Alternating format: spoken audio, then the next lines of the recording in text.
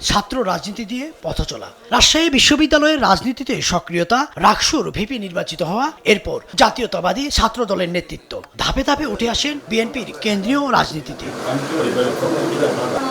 2016 সালে বিএনপির 6ষ্ঠ জাতীয় সম্মেলনে পান সিনিয়র যুগ্ম মহাসচিবের দায়িত্ব। দীর্ঘ সময় ধরে দলটির মুখপাত্র হিসেবেও গুরুত্বপূর্ণ ভূমিকা পালন করেন রুহুল কবির রিজভী।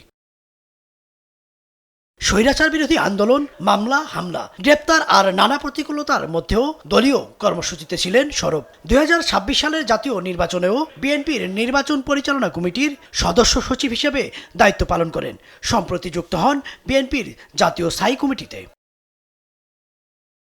আর এবার নতুন দায়িত্ব। মির্জা ফখরুল ইসলাম আলমগীর রাষ্ট্রপতি নির্বাচিত হওয়ায় শূন্য হয় মহাসচিবের পদ। দলের গঠনতন্ত্র অনুযায়ী রুহুল কবির রিজভী এখন ভারপ্রাপ্ত মহাসচিব হিসেবে দায়িত্ব সামলাবেন।